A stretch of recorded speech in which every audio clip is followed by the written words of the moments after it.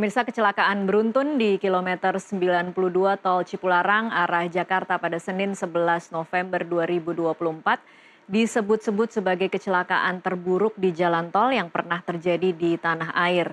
Diduga akibat remblong, truk pengangkut kardus menghantam belasan mobil di depannya. Kejadian ini menunjukkan bahwa kita belum belajar dari rentetan kecelakaan di Tol Cipularang. Apa yang salah dalam manajemen transportasi, terutama angkutan barang yang melintas di jalan tol? Mungkinkah peristiwa di kilometer 92 Cipularang menjadi momen perbaikan secara lebih sistematis? Kita telah terhubung melalui sambungan Zoom bersama dengan Wakil Ketua Masyarakat Transportasi Indonesia bidang pemberdayaan dan pengembangan wilayah Joko Setiowarno, dan juga nanti akan bergabung bersama kami Ketua KNKT Suryanto Cahyono. Saya sapa dulu Pak Joko, selamat malam. Selamat malam Mbak Tasha, sehat selalu. Iya, sehat selalu Pak. Terima kasih sudah meluangkan waktu untuk kami bersama di NTV Prime. Pak Joko, ini kalau kemudian kita mengamati bagaimana apa yang terjadi kemarin di Tol Cipularang, ada 17 kendaraan yang terlibat kecelakaan. Kemudian yang kita ketahui saat ini adalah akibat remblong dari salah satu truk yang dalam keadaan hujan deras kemarin kemudian kehilangan kendali dan menabrak belasan mobil di depannya. Ini kan Pak Joko kemudian perspektif publik yang timbul di saat ini, di hari-hari ini adalah kemudian bahwa memang di tol ini, di Tol Cipularang ini memang sering sekali terjadi kecelakaan dan penyebabnya memang mungkin antara jalanan dan juga human error. Kalau Anda sendiri melihatnya apa yang jadi catatan dari kejadian kemarin Pak Joko? Yang jelas, kalau lebih detail, nanti kita menunggu hasil investigasi dari KNKT. Ya. Saya tidak bisa mendahului. Namun yang kami perhatikan itu adalah kenapa kecelakaan seperti ini selalu terulang. Ya, selalu terulang, entah itu remblong atau supirnya mabuk lah ya, atau supir yang bawa narkoba dan sebagainya. Selalu terulang-terulang dan tidak pernah selesai, yang kaitannya ini sebenarnya dengan truk odol, selalu begitu. Ya, ini seringnya kecelakaan seperti ini, sejenis ini, ya mungkin tidak hanya di Jalan Cipularang, tapi bisa terjadi di daerah lainnya. Ini adalah akumulasi dari masih buruknya tata kelola angkutan barang di Indonesia. Kata kuncinya di situ, Iya. sehingga menyebabkan terus-menerus tiada henti terjadi kecelakaan yang sama, bisa jadi tipenya sama, di lokasi yang sama, atau lokasi yang berbeda. Selalu begitu. Dan catatan kami, kalau setiap hari saya buka Google, itu tiap hari mesti ada kecelakaan truk. Ya. Bahkan pernah satu hari sampai 7 kali terjadi. Ya, kosong tidak ada kecelakaan kalau pada saat mudik Lebaran memang angkutan barang dilarang. Ya. Dan ini kita ya turut berduka cita, ya, ada saudara kita yang ada yang meninggal, apapun jumlahnya, ya ini menjadi persoalan yang cukup berat bagi Indonesia. Sekarang Indonesia sedang mengalami darurat keselamatan. Tidak bisa tidak, ini harus segera diminimalisir agar kejadian hal yang sama tidak terulang kembali. Baik, Pak Joko, ini kalau kemudian ada satu komponen yang menurut Anda memang sama, yang selalu ada di dalam tiap kecelakaan besar yang terjadi di tanah air, yaitu truk odol. Menurut Anda, kemudian ini menjadi tanggung jawab siapa, Pak, untuk pengawasan dan juga penindakan ketika memang truk odol ini kan sebenarnya aturannya sudah ada ya Pak Joko, tetapi kemudian untuk pengawasan setiap harinya bagaimana mereka melintas di jalan tol itu, siapa sebenarnya yang harus bertanggung jawab? Sebenarnya kalau kita ditemukan kendaraan terodol di jalan, itu wewenang penegakan hukumnya ada di Polri. Itu sesuai dengan amanah Undang-Undang Nomor 22 Tahun 2009 tentang lalu lintas angkutan jalan. Namun tidak semudah itu teman-teman kita di Polri untuk melakukan penindakan. Banyak hal yang harus dibenahi juga gitu ya. Dan kalau kita bicara terodol, ini melibatkan lebih kurang 10 kementerian dan lembaga. Tidak bisa hanya Polri, Kementerian Perhubungan, atau PUPR saja yang ikut membenahi, tapi 10 ini harus berjalan maksimal, tentunya harus ada komandonya. Ya siapa? Presiden kita harapkan ini turut memberesi. Kalau Presiden tidak melakukan apa-apa, ya kita menunggulah nanti Pak Presiden pulang dari keliling beberapa negara. Ini seperti halnya judi online, ya. Kalau Presiden bilang diberantas ya dibenahi ya tetap dibenahi sehingga semua sektor itu bergerak. Selama ini memang Kementerian Perhubungan itu berupaya lah, saya ingat sejak 2017 memberikan waktu 2 tahun agar membangun pembenahan, tapi selalu yang kami lihat ada 3 institusi yang menolak. Kementerian Perdagangan, Kementerian Perindustrian, dan Sesi Pengusaha. Dengan berbagai alasan yang sebenarnya itu ya kurang rasional juga. Ya, dan selalu itu saja. Ini sebenarnya 2025 ini untuk yang ketiga kalinya Januari itu akan diterapkan, tapi sampai hari ini nggak jelas programnya seperti apa. Ya, ini yang jadi persoalan. Nah, kalau semuanya bermain masing-masing ekosektoral, mencari keuntungan sendiri-sendiri, ya bubar negara ini nantinya. Wujud Indonesia emas di 2045, saya yakin nggak bakal terwujud itu kan. Bisa-bisa Indonesia lemas nanti 2045, kok masih seperti ini. Ngurusin odolnya nggak bisa beres-beres gitu ya. Iya. Kalau menurut Anda penolakan dari 3 kementerian itu tidak masuk akal, kenapa Pak Joko? Saya lupa, tapi antara begini, katanya menyebabkan inflasi. Saya nggak tahu yang ngitung siapa itu kan. Biaya ekonomi tinggi. Padahal sebenarnya banyak alternatif bisa dilakukan. Ya kan, Kementerian Perhubungan bisa loh sebenarnya tidak fokus ngangkut barang itu dengan jalan darat. Masih ada jalan rel, kereta api. Tapi kereta api ini kan mahal. Mahal kenapa? Karena menggunakan jalan rel itu dibebani namanya PPN, ya. Kemudian PT Kereta Api juga masih dibebani track access charge. Kemudian PT Kereta Api juga kalau angkut barang menggunakan BBM non subsidi, yang otomatis jauh lebih mahal. Selain double handling juga, ini menjadi tidak menarik. Ya kalau pemerintah mau membenahi, ya sudah, untuk perkeretapian, PPN-nya dihilangkan, truk access-nya dihilangkan, gunakan BBM subsidi seperti halnya truk. Ya, karena apa? Secara hitung-hitungan sebenarnya untuk angkutan barang itu menggunakan jalan itu maksimal 500 km idealnya. Lebih dari itu pasti ada kelebihan muatan lah atau overdimensi lah. Kita lihat contoh kendaraan-kendaraan truk dari wilayah timur Jawa Timur ke Jawa Barat tuh hampir 100% itu overload, overdimensi. Karena untuk menutup biaya operasional. Gitu. Oke. Baik, Pak Joko, kalau kemudian kita kembali lagi ke kecelakaan yang terjadi kemarin, kan itu kemudian ada beberapa faktor yang kita masih juga belum tahu, kita menantikan bagaimana hasil penyelidikan dari KNKT ya nanti Pak Joko, tetapi kan ada faktor pengemudi, kemudian ada juga faktor kendaraan, faktor jalanan, dan faktor cuaca. Kalau menurut Anda, kalau kemudian memang ini nanti akhirnya ditemukan bahwa ini adalah kombinasi keseluruhannya, apakah kemudian memang truk odol itu masih menjadi PR utama Pak Joko untuk kemudian kita benahi, karena memang kalau mengingat kan ini kita mulai masuk musim-musim hujan ya Pak Joko, kemarin itu kejadiannya pada saat hujan deras.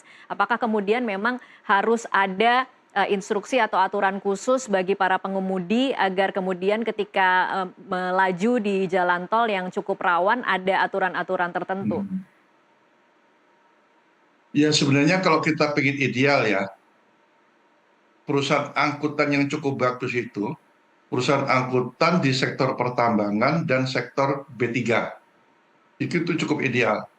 Ya, artinya bagaimana mereka mengelola supir, ya, kemudian bagaimana mereka memperhatikan kesejahteraan supir, pengemudi, itu cukup bagus sekali. Makanya itu sebagai standar sebenarnya kalau kita ingin membenahi secara keseluruhan. Ada contoh idealnya ya berarti Pak Joko? Betul. Ya Ya, kalau kita nggak ingin kecelakaan ya. ya, Nah, tapi yang terjadi di kita itu kan kita tidak punya upah standar untuk pengemudi, kita nggak punya. Ya, sehingga siapa mau jadi supir murah-murahan silakan naik. Kalau nggak ya sudah. Dampaknya apa sekarang? Pengusaha angkutan barang itu kesulitan mendapatkan pengemudi yang profesional. Bahkan disinyalir sekarang beberapa perusahaan itu mempekerjakan pengemudi menggunakan SIM bukan peruntukannya. Itu ketahuan nanti kalau terjadi kecelakaan baru ketahuan. Ya. Yang kedua, beban supir ini punglinya masih banyak. oke. Itu negara belum sanggup memberantas pungli, itu bebannya pada supir truk, bukan pada pengusaha. Sementara pengusaha truk juga bebannya cukup besar. Masih ada apa ya, oknum APH yang cawe-cawe. Itu kan bebannya berat. Akhirnya apa? Mengorbankan yang namanya perawatan, Hmm. mengorbankan kesejahteraan pengemudi.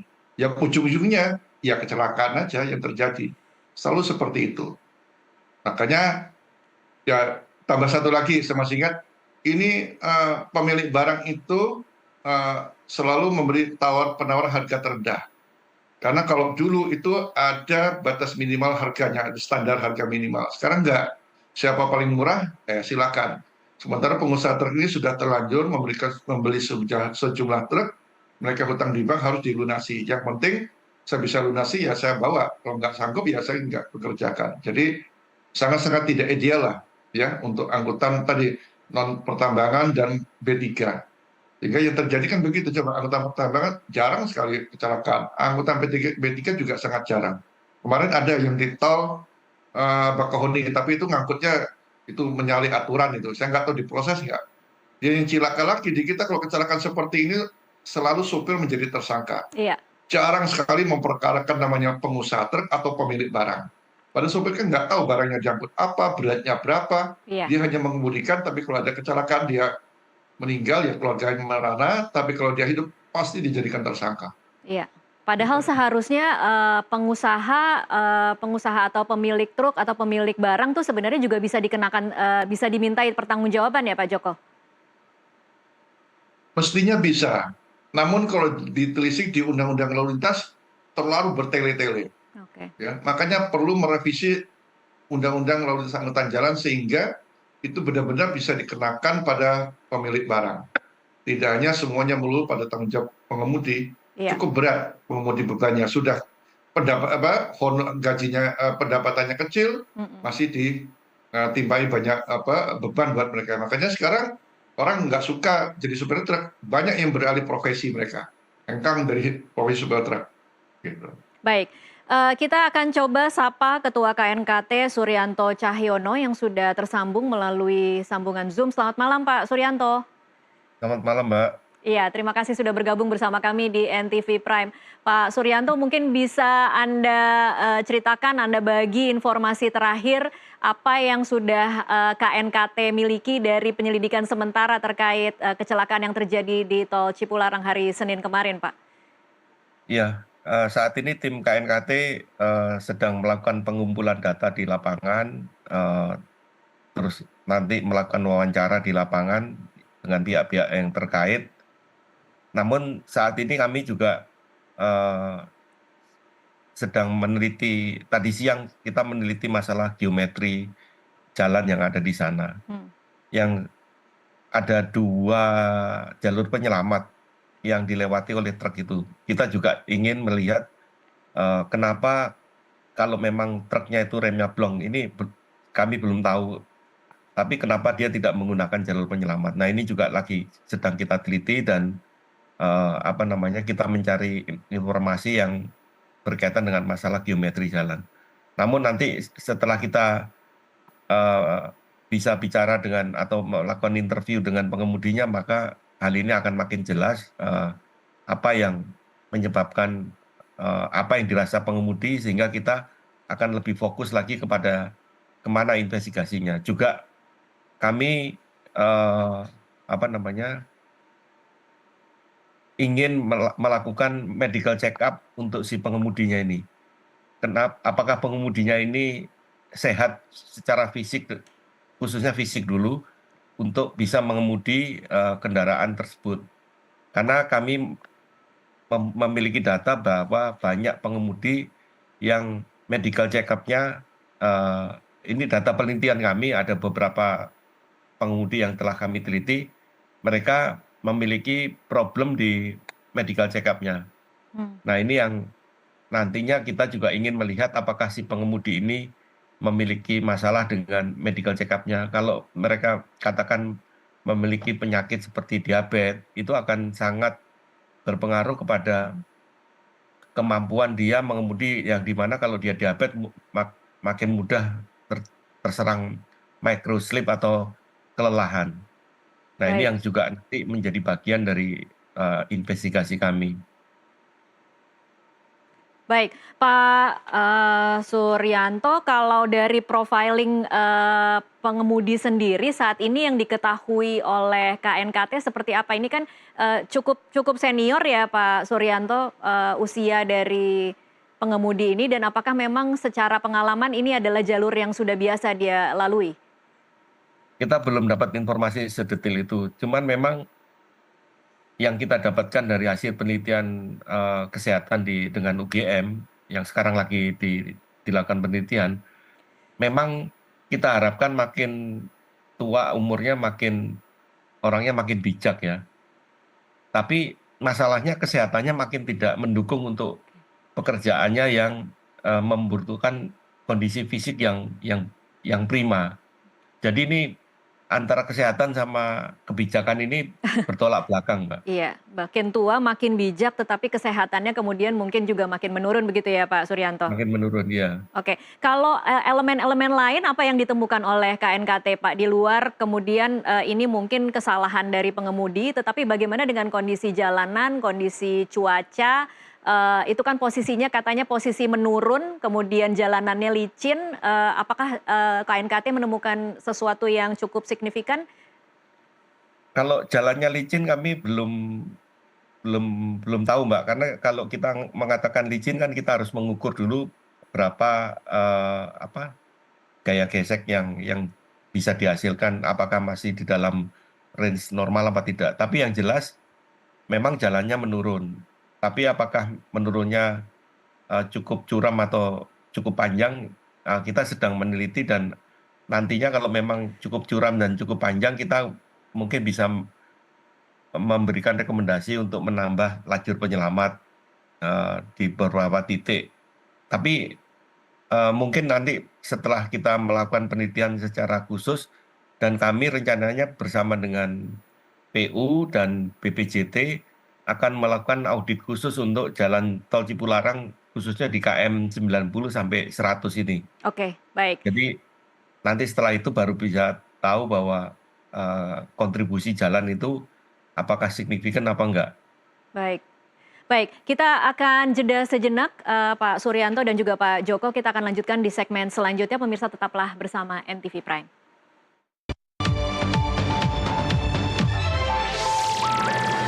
Pemirsa, terima kasih Anda masih terus menyaksikan NTV Prime. Sebelum kita lanjutkan perbincangan, kita akan sama-sama simak infografis yang dibawakan rekan saya Patricia Mapalie. Patricia, silahkan. Terima kasih Tasya. Pemirsa, kecelakaan yang terjadi di KM 92 Tol Cipularang kemarin bukanlah yang pertama kali. Kami sudah merangkum sejumlah informasi soal kecelakaan yang terjadi di Tol Cipularang sejak tahun 2017 melalui infografis berikut ini. Kita lihat yang pertama. Kita mulai dari tahun 2017, tepatnya di 18 Mei, di mana ada tabrakan beruntun di KM 91 arah Jakarta pukul 19.45 waktu Indonesia Barat, di mana kecelakaan ini melibatkan 10 kendaraan dengan korban 4 orang tewas dan 27 orang luka-luka. Kita lihat untuk data berikutnya atau infografis berikutnya masih di tahun yang sama, di tahun 2017 di 8 Juli. Tabrakan beruntun juga terjadi di KM 97 arah Bandung. Penyebabnya ini adalah truk remblong melibatkan 6 kendaraan dan 1 orang tewas. Kita lihat setelah 8 Juli 2017 masih ada sejumlah kecelakaan lain yang terjadi di Tol Cipularang. Tepatnya di 2 September 2019 atau 2 tahun setelah itu ada tabrakan beruntun di KM 91 lagi. Arah Jakarta pukul 12.30 waktu Indonesia Barat, di mana penyebabnya lagi-lagi karena truk, di mana truk terguling, dan ini merupakan salah satu peristiwa yang menyebabkan banyak korban jiwa, 9 orang tewas, 19 orang luka-luka, dan melibatkan 21 kendaraan, 4 mobil terbakar, 21 mobil ringsek. Selanjutnya, kita bergeser ke 10 September 2019. Tabrakan beruntun juga terjadi di kilometer 91 arah Jakarta, di mana ada 4 kendaraan yang terlibat dan penyebabnya lagi-lagi adalah truk kontainer. Di mana dalam kecelakaan 10 September 2019 ada 2 orang terluka akibat tabrakan beruntun. Selanjutnya, kali ini kita pindah ke 1 tahun setelahnya atau di tahun 2020, yakni di 13 Januari. Ada kecelakaan maut di KM 92, di mana penyebabnya lagi-lagi melibatkan truk, di mana di sini truk menabrak mobil Elf dan menyebabkan 2 orang tewas. Setelah 13 Januari 2020, kita maju ke 1 tahun setelahnya di 5 April 2021, di mana kecelakaan maut pemirsa terjadi di KM 105, dan kali ini penyebabnya adalah tabrakan minibus dan pick up, dan menyebabkan 1 orang tewas dan 4 luka-luka. Setelah 5 April 2021, masih di tahun yang sama di 7 September, di mana kecelakaan maut di KM 87 terjadi pada pukul 6.00 waktu Indonesia Barat. Penyebabnya adalah mobil Elf yang terbalik karena disalip truk tronton, di mana korban di sini ada 1 orang tewas. Setelah 7 September, masih di tahun 2021, di 6 November ada kecelakaan maut di KM 85 mengarah ke Jakarta. Penyebabnya truk box salip truk ekspedisi kemudian menabrak dump truck, di mana 1 orang tewas akibat kecelakaan di 6 November 2021. Kita bergeser ke tahun 2022, tepatnya di 17 Mei pemirsa, di mana kecelakaan maut kembali terjadi lagi-lagi di KM 95 arah Bandung. Penyebabnya adalah travel menabrak truk dan minibus, dan ada 2 orang tewas dan 1 luka berat. Setelah 17 Mei, 1 tahun setelahnya di 15 Juli 2023, kembali terjadi kecelakaan maut di KM 113 arah Bandung kali ini, di mana penyebabnya adalah truk di bahu jalan dan korban 1 keluarga tewas. Ada 1 ibu dan juga 2 anak dalam kecelakaan maut di 15 Juli 2023. Oke, masih kemudian bicara soal kecelakaan yang terjadi baru saja kemarin, di mana tabrakan beruntun terjadi di KM 92 arah Jakarta pukul 15:15 waktu Indonesia Barat. Waktu itu keadaan hujan deras dan korban di sini ada 23 orang, tewas atau meninggal 1 orang. Kita lihat kemudian data-data rekapitulasi dari tahun 2022 dan juga 2023, angkanya adalah kecelakaan di 1.464, kemudian meningkat di tahun 2023 di angka 1.565. Pun demikian dengan jumlah korban meninggal dunia, luka berat, dan juga luka ringan. Kalau kita lihat datanya, ini semuanya meningkat dari tahun 2022 dan ke tahun 2023. Ini merupakan data yang kami ambil dari Korlantas Polri per Oktober 2024. Tentunya melihat data-data ini penting bagi kita untuk meningkatkan kewaspadaan. Tentu cek kembali kendaraan Anda, tetap waspada, hati-hati apalagi kalau dalam keadaan hujan deras. Cek lagi semua yang diperlukan pada saat melakukan perjalanan. Dan jangan lupa kalau di jalan tol untuk tetap jaga jarak.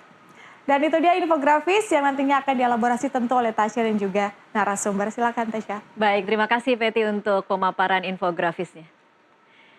Dan pemirsa kita lanjutkan perbincangan masih bersama dengan Ketua KNKT Suryanto Cahyono dan juga Wakil Ketua Masyarakat Transportasi Indonesia bidang pemberdayaan dan pengembangan wilayah Joko Setiowarno. Saya kembali lagi ke Pak Suryanto terlebih dahulu ya Pak Suryanto. Kalau tadi kita lihat data-datanya, data yang sangat memprihatinkan sekali, data yang sangat menyedihkan sekali karena hampir tiap tahun kita bisa menyaksikan bahwa terjadi kecelakaan dan benar terkonfirmasi juga seperti kata Pak Joko sebelumnya di segmen sebelumnya bahwa mayoritas melibatkan truk odol. Nah, saya ingin lebih rinci lagi.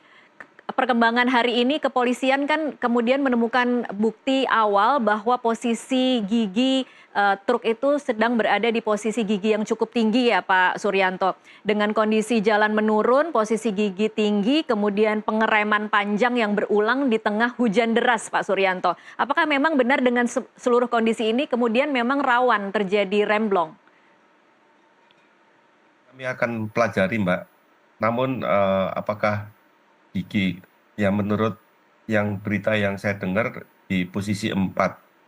Namun kami juga belum tahu gigi persneling dari truk itu ada yang gigi sampai 6, ada yang sampai 8. Tapi kalau 8 kecepatan, gigi 4 itu memang ya bukannya gigi tinggi.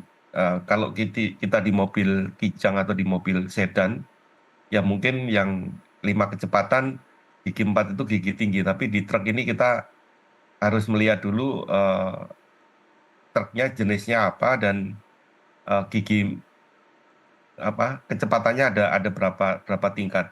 Baik. Terus kemudian yang perlu kita nanti untuk masalah teknis kami belum bisa menyampaikan saat ini, Mbak. Baik, Pak Suryanto mungkin kalau tidak bisa menyampaikan secara teknis karena masih dalam proses penyelidikan, mungkin bisa diberi gambaran Pak, kira-kira proses pengumpulan datanya itu akan seperti apa dalam beberapa hari ke depan? Apa saja yang harus diketahui oleh KNKT? Kalau dari sisi truknya kita akan melakukan pembongkaran dari sistem rem, karena memang kita menemukan banyak dari kecelakaan-kecelakaan itu ya karena perawatan sistem rem ini di lalu lintas jalan ini tidak diwajibkan seperti di moda-moda yang lain, maka kami banyak menemukan bahwa komponen-komponen rem tersebut dalam kondisi yang bekerja tidak sesuai dengan kelaikannya. Jadi memang banyak masalah di pengereman yang terjadi karena tidak dilakukan perawatan dengan baik. Nah ini juga salah satu subjek yang akan kita kerjakan di dalam investigasi ini adalah membongkar sistem rem dari truk tersebut. Apakah memang karena memang direm terus banyak pengereman terus terjadi remblong? Kami juga belum bisa ngomong seperti itu karena memang kami belum melihat secara fisiknya kondisi dari truk tersebut. Baik, Pak Namun juga Suryanto. perlu diketahui, ya. Iya, mohon maaf saya potong Pak Suryanto, tapi kalau kemudian membandingkan dengan, tadi kan kita sama-sama menyimak infografis bahwa memang di kilometer 90, 100 itu di tol Cipularang memang rawan terjadi kecelakaan. Kalau dari evaluasi KNKT, rata-rata itu kecelakaan disebabkan oleh apa Pak Suryanto? Ya, memang di situ jalannya menurun cukup panjang dan memang sering terjadi kecelakaan. Kalau mobil-mobil kecil itu biasanya kadang-kadang memang terjadi selip, Mbak. Iya. Tapi kalau mobil besar memang terjadi masalah remblong. Nah, remblongnya ini ada beberapa kecelakaan yang kita bongkar memang sistem remnya bermasalah gitu loh. Baik. Jadi bukan karena memang tapi memang karena masalah perawatan. Masalah perawatan, iya. Artinya Iya. tidak juga bisa sepenuhnya ditumpahkan kesalahan atau dimintai pertanggungjawaban pengemudi kalau remblong ya berarti Pak Suryanto? Iya, iya. Baik, saya ke Pak Joko lagi karena tadi Pak Joko juga sudah menyebutkan ini harus jadi perhatian yang cukup penting bagi kita semua agar tidak kemudian yang dipersalahkan hanya sopir. sopir yang kemudian dijadikan tersangka, kemudian kita sudah cukup puas bahwa ada yang dimintai pertanggungjawaban. Pak Joko, kalau kemudian tadi Anda mengatakan memang ini sesuatu yang cukup rumit, butuh koordinasi dari Presiden karena ada 10 kementerian yang terlibat kalau kemudian mau melakukan pembenahan. Ini minimal dan realistisnya untuk saat ini apa kira-kira yang bisa dilakukan, Pak Joko?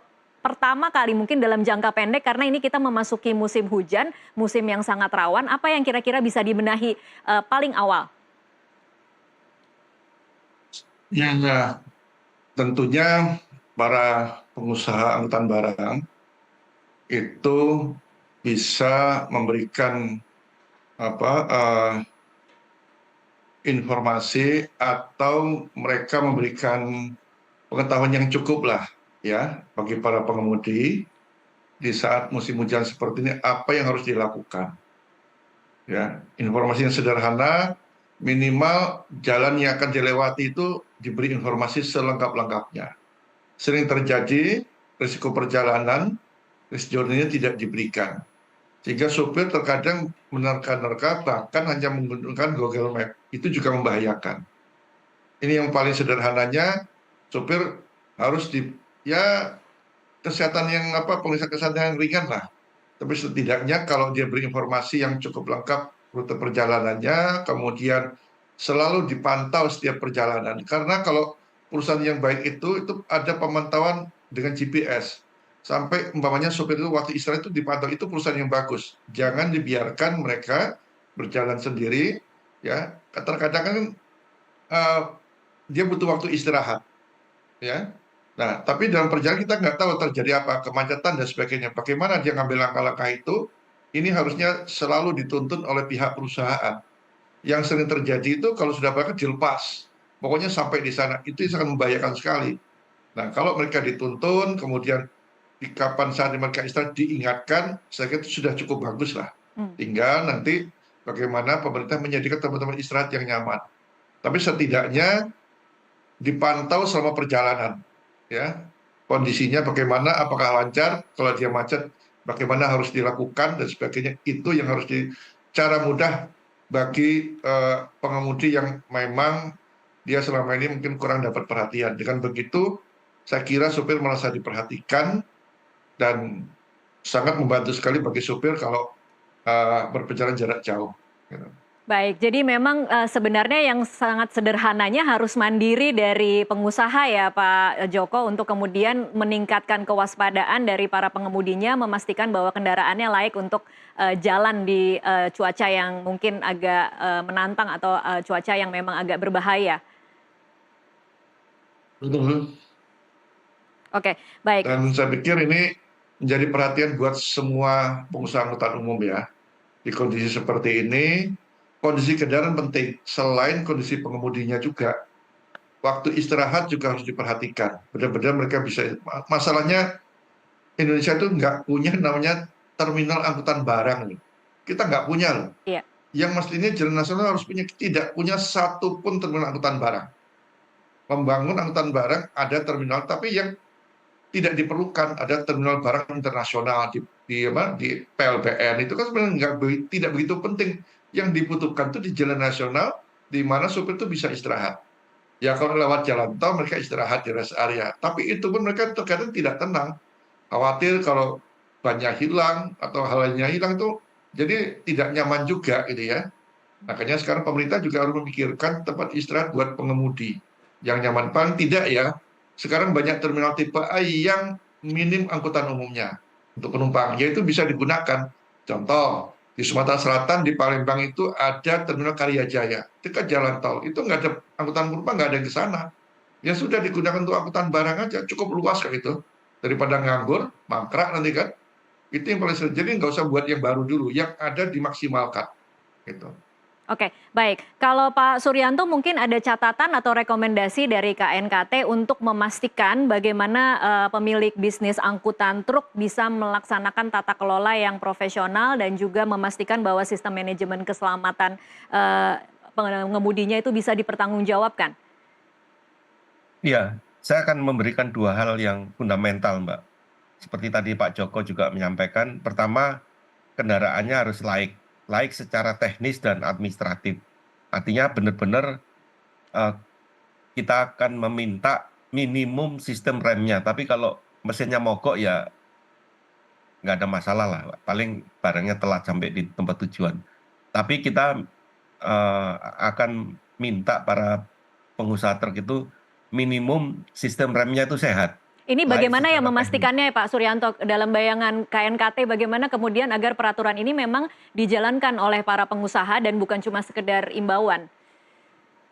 Yang tahap pertama mungkin dalam taraf himbauan, terus nanti tahap berikutnya baru kita mandatorikan untuk wajib dilakukan overhaul atau pemeliharaan secara total setiap 3 tahun minimum. Nah, yang kedua, sebelum berangkat memang kita harus yakin bahwa pengemudinya secara fisik dan mental memang siap untuk melaksanakan tugas atau membawa kendaraan truk tersebut. Jadi dua hal yang sangat fundamental yang sampai saat ini masih belum terawasi, belum mendapatkan perhatian yang baik dari dari regulator maupun dari para pengusaha. Jadi dua hal yang sangat fundamental adalah kelaikan pengemudinya dan kelaikan kendaraannya. Baik, kalau kemudian dari regulator harapannya sebenarnya seperti apa Pak Suryanto? Kalau kemudian ini kan himbauan masuk ke pihak pengusaha, pengusaha melakukan, tapi mungkin kan ada pengusaha-pengusaha yang juga coba main-main untuk tidak melakukan. Regulator harus seperti apa sebenarnya melakukan pengawasan berkala agar memastikan bahwa baik kendaraan maupun pengemudi memang cukup layak untuk jalan? Nah, nanti harapannya ketika truk ini melakukan perbaikan sistem rem atau overhaul sistem rem, itu dari bengkel resmi mendapatkan surat sehingga dia bisa melakukan uji kir, Mbak. Oke. Nanti kita akan mengusulkan seperti itu. Jadi nanti untuk bisa uji kir selama periode 3 tahun itu bahwa dia sudah melakukan perawatan sistem rem secara menyeluruh gitu. Nah, nanti kalau perawatannya mati, dia harus melakukan perawatan lagi, baru bisa dikir. Oke, baik. Kita akan break lagi, nanti kita akan lanjutkan di segmen selanjutnya. Pemirsa tetaplah bersama NTV Prime, kami akan kembali sesaat lagi.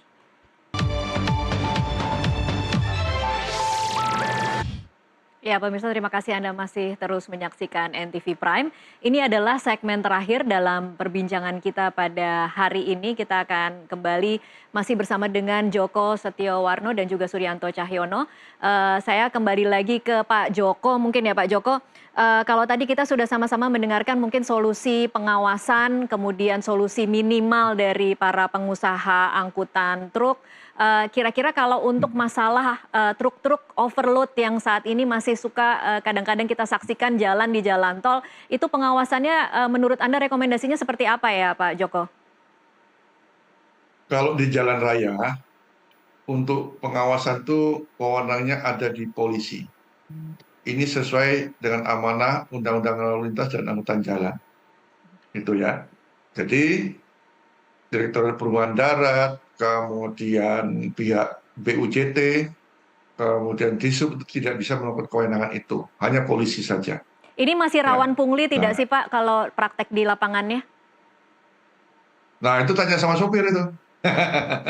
Sopir truk itu seperti apa? Saya sering dapat info. Tapi kalau dibandingkan dengan masa lalu mungkin Pak Joko kan karena dulu sudah berkurang. Tapi mungkin masih ada ya prakteknya ya Pak? Masih tapi sedikit. Saya sering dapat info-info dari teman-teman sopir itu. Yang persoalannya sekarang sopir truk itu begini loh. Kalau di lapangan itu kesulitan dapat BBM. Itu membuat mereka lelah juga loh. Iya. Kesulitan BBM. Padahal BBM-nya ada itu. Ya, permainan lagi, oknum lagi kan. Oknumnya terlalu banyak itu. Ya, sebenarnya berat sopir itu. Tapi kalau masalah itu sudah, alhamdulillah menurut saya sudah berkurang lah. Karena mereka kan siap-siap punya video di mana-mana ya. Maksudnya pasang kamera gitu kan. Ya malu juga gitu kan. Ada tapi sedikit nggak seperti dulu lagi ya. Ya. Baik, Pak Joko, kemudian saya kembali lagi ke keprihatinan kita bagaimana sopir ini dengan berbagai tantangannya, mereka harus bertanggung jawab untuk banyak hal, kemudian ketika terjadi kecelakaan, merekalah yang kemudian dipersalahkan. Kalau Anda bisa kasih masukan nih ke KNKT, karena KNKT yang akan kemudian menyimpulkan penyebab kecelakaan, harus seperti apa agar kemudian kita bisa melakukan perbaikan secara menyeluruh, Pak Joko, agar kemudian tidak hanya sopir yang dipersalahkan? Kalau KNKT lebih lengkap daripada saya, Mbak Tasha. Justru rekomendasi KNKT itu tidak semuanya eh, apa ya, bukan ditaati ya, belum semuanya dibereskan. Contohnya rekomendasi membuat tempat istirahat yang nyaman. Kemudian bagaimana memberikan upah standar. Itu sudah diberikan oleh Kementerian Perhubungan, kemudian Kementerian Tenaga Kerja, tapi sampai sekarang belum dikerjakan dengan baik. Itu sudah lama saya sudah baca itu, Kak. Iya, Termasuk juga dengan Kementerian Pariwisata atau tempat istirahat itu juga belum maksimal. iya. Jadi banyak rekomendasi KNKT kalau kita lihat di websitenya itu belum dilakukan dengan sebaiknya. Saya kira hal-hal sederhana itu ya segera dilakukan aja, dieksekusi gitu kan. Ya memang ini persoalannya kan bukan proyek fisik. Kalau proyek fisik seperti PU cepat itu, kerjakan PU ini kan mikir kan. Nah mikir kalau nggak ada honornya ya geraknya agak lambat. Ya, jadi cari honor juga itu biar membuat aturan yang benar itu ya. Baik. Baik, Jadi mudah-mudahan memang apa ini yang perlu terjadi stop. kemarin bisa jadi reminder bahwa memang itu adalah rekomendasi yang harus dikerjakan, tetapi memang sudah lama direkomendasikan tetapi tidak pernah juga dilaksanakan ya Pak Joko berarti? Betul. Tanya Pak Suryanto itu. Oke, Pak Suryanto bisa memperjelas Pak Surya. baik. Pak Suryanto silahkan. Ya Mbak, masalah rekomendasi KNKT ini memang di lalu lintas jalan ini presentasinya eh, masih cukup kecil. Tidak seperti di perkeretaapian itu hampir 90% sudah dilaksanakan oleh pihak-pihak terkait. Dianggap sepele berarti ya Pak Suryanto? Ya nggak tahu Mbak, tapi kenyataannya memang banyak yang belum dikerjakan. Seperti contoh Mbak, yang banyak kasus tabrak belakang itu kan mobil masuk ke bawah kolong truk ya. Iya. KNKT kan sudah memberikan rekomendasi untuk dipasang namanya RUP, Run Under Protection itu. Supaya kalau mobil kecil nabrak belakangnya truk tidak masuk di kolongnya truk. Tapi oleh Kemenhub sudah dikeluarkan aturan wajib diadakan RUP. Tapi pelaksanaan implementasinya di lapangan itu masih kesadaran masing-masing pengusaha aja. Tapi kalau secara menyeluruh, secara masif dan RUP itu harus terpasang masih belum seperti yang kita harapkan. Oke. Jadi memang masalah rekomendasi ini kami terus sering memberikan reminder bahkan sampai 5 kali remindernya untuk agar itu dilaksanakan. Baik. Baik, ini adalah pertanyaan terakhir mungkin untuk Pak Suryanto dan Pak Joko karena kita sudah hampir selesai waktunya. Antisipasi untuk masyarakat jelang kita memasuki cuaca buruk saat ini, hujan deras di jalan tol, biasanya jalannya licin, kemudian jarak pandangnya terbatas. Bukan hanya soal truk ya, tetapi kadang-kadang kita sudah hati-hati tapi kemudian pengemudi itu ditabrak dari belakang. Dan saya juga baru belajar ada istilah aquaplaning ya Pak Suryanto, bagaimana kondisi kendaraan ketika melewati genangan air itu kadang-kadang seperti melayang karena tidak benar-benar menyentuh jalanan dan itulah yang kemudian menyebabkan kadang-kadang pengemudi kehilangan kendali. Kira-kira rekomendasi atau antisipasi seperti apa yang masyarakat harus ketahui di saat musim hujan deras kemudian melaju di jalan tol rawan seperti khususnya untuk tol Cipularang ini? Pak Suryanto dulu mungkin. Ya Mbak, memang kami dalam masalah aquaplaning ini terutama untuk mobil kecil Mbak, kami sudah mempertanyakan hal ini, ada nggak standarnya dari PU masalah berapa tinggi standing water yang diizinkan. Seperti di runway itu kan 3 mm, tapi ternyata di jalan ini belum ada aturannya Mbak.